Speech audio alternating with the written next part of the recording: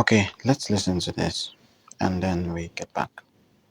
I don't believe in an absolute God. I don't believe in the absence of one, but I would impugn the Christian God as evil if he exists. I would be proud to go to hell and hang out with George Bernard Shaw, Socrates, Descartes. I would love to hang out with Aristotle, Plato. The list goes on and on and on of the people I'll be chilling in a really warm hot tub with, okay? I reject the Christian God on the basis that he is a child murderer. All right.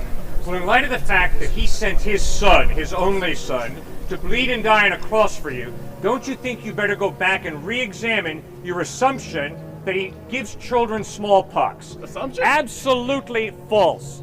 God has never given smallpox or cancer or HIV to any little child. You're right. In Exodus. All right, well then why did you say that God gave smallpox to children? God has never given smallpox, he's never given cancer, he's never given spina bifida to any child. Stop interrupting. Have the bit of respect for me if you claim to be a thinking person. No, I don't interrupt you constantly. I'm listening to you, and then I'm answering your question. And then when you interrupt me, you accuse me of not answering your question, which is intellectually dishonest of you. There's another attack. All right. No, it's a fact. All right, fine. I'm intellectually dishonest. Keep going. You just do not listen to a response. Keep going. No, I'm finished now. Okay. Well, then your argument. I pray for this, dear brother. Now, he thinks hell is a place of chilling, then he's wrong. There's the description the Bible describes hell. It's not a place to chill, it's a place of torment. Again, he's saying he rejects God on basis that he's a child murderer.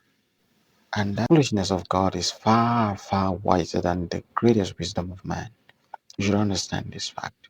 There are certain things you do not say, not because you don't have words to utter, because there are certain factors of life that you have zero control over.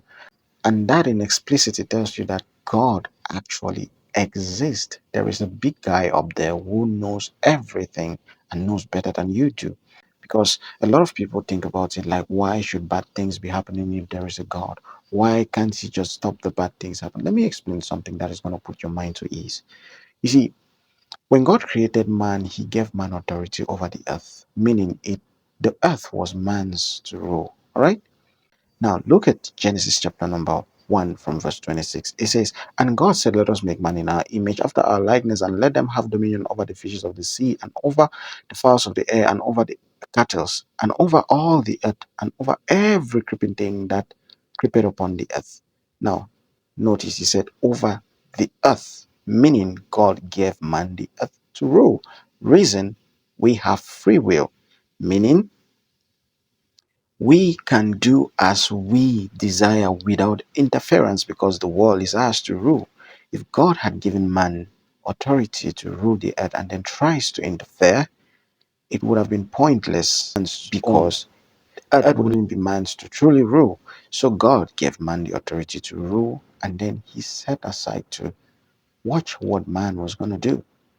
Now, the world is designed such that there are consequences to every action because we have free will and we are the most efficient of the entire creation. We go overboard because of our selfish desires, because of the wrong ideas. Take actions that when the consequences or the repercussions of our actions fall back on us, we see it as evil. Here's one thing that proves that God exists. The fact that you cannot control your life force. It's an undeniable proof that God exists. Listen, God doesn't have a hand in this world. The world is man's to rule. Understand this. And for dear brother to say he is not, he prefers to go to hell and chill. Hell is not a place to chill. Hell is a place of immeasurable torment. The Bible describes as torment that never ends. You're not going to meet guys in hell and chill. It doesn't work that way. It doesn't work that way. I want to especially thank Minister Cliffe for being this patient, to to handle to handle these guys that come to him on a daily basis, I'm particularly um, encouraged with how patient he is, with how patient he is to actually handle these guys. But get this,